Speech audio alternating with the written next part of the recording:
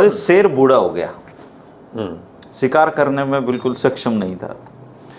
तो उसने सोचा कि उस तरकीब लगानी पड़ेगी, नहीं तो भूखा मरेंगे। तो एक दिन एक गिद्दड़ जा रहा था, तो गिद्दड़ को कहा, अरे भाई, अरे सिंह राम नाम रख रखा उसका, अरे भाई कहाँ जा रहा है? तो बोला, बस राजा साहब ही कोई छोटा मोटा शिकार मिल जाएगा। बोला, कुछ मेरा भी ख्याल कर लिया कर। बोला, जी बताओ, आदेश करो। बोला, यार कुछ ला, कई दिन हो गए भूखा मर रहा हूँ, शिकार पे जा नहीं पा रहा हूँ। बोला, जी लाऊंगा। तो उसको एक गधा मिला, तो गधे का नाम नंदराम। तो उन्होंने कहा, अरे नंदराम भाई, राम राम, कैसे हो? बोला, जी बहुत बढ़िया, आप सुनाओ। बोला, यार एक अपॉर्चुनिटी है तेरे लिए। जी। बोला, क्या है भाई? गिद्दड़ भाई बता।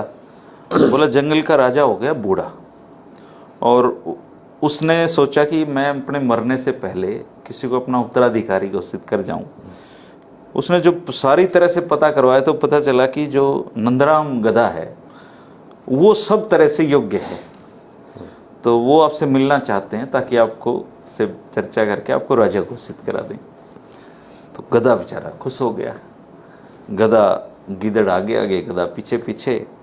तो गधे की शेर की गुफा में घुसते ही गिद्दड़ ने कहा, राजा साहब आपका उत्तराधिकारी आ गया है। तो शेर बड़ा खुश हुआ, उन गधे को, नंदराम को अपने पास बुलाया और एक पंजा मारा उसके।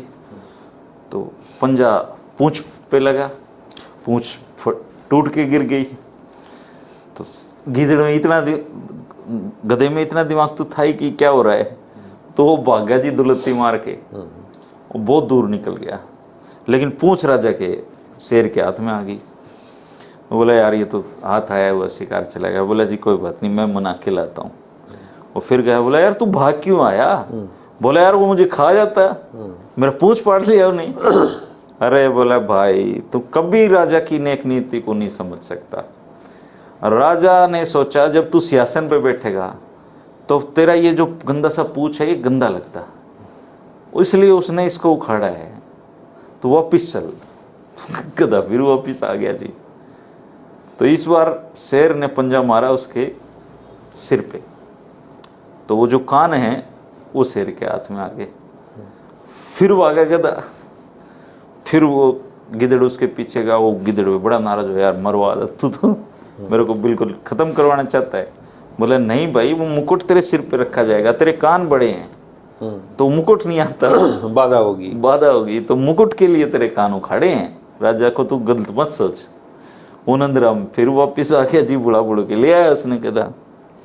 तो इस बार राजा ने उसको उसके सिर पे पंजा मारा और वो खत्म। तो राजा इस प्रक्रिया में थोड़ा लहूलुहान हो गया था। उन्हें सोचा थोड़ा तसल्ली से भोजन करूंगा बहुत दिनों बाद, तो मुंह हाथ धोने कहीं चला गया। इतने में गिद्दड़ उसका सिर, मगज निकाल के खा गया। तो मगज को जानवर बड़ा पसंद करते हैं कि जी, उसका मांस थोड़ा ज़्यादा कहते हैं पौष्टिक होता है। तो राजा जब आया तो गिद्दड़ तब तक उसका मगज निपटा चुका था। तो उसने देखा, यार इसके तो मगज है ही नहीं। तो बोला, अरे गिद्दड़, इसमें मगज तो है ही नहीं। बोला, राजा साहब अगर मगज होता तो ये आपके पास कैसे आता? ये हमारे दर्शक साथी हैं, उन्होंने देखो ये कहानी जिन्होंने भेजी उनको बहुत बहुत आभार। लेकिन जबरदस्त है ये, और राजनीतिक व्यवस्था पे इससे बढ़िया तंज कुछ हो नहीं सकता। इसको हमें बताने की जरूरत नहीं है, सबकी समझ में आ गई है ना। और शेर भी तीसरी बार में कामयाब हो गया था अपने काम में। और गिद्दड़ जो ना, ये फैले पड़े चारों तरफ हमारी ब्यूरोक्रेसी में। जो दलाल है वो गिद्दड़ ही है एक्चुअल में। ये राजकुमार जी हैं, इन्होंने सुनाई थी। तो बहुत राजकुमार जी, कमाल कर दिया आपने। और भेजते रहिए ऐसी कहानी।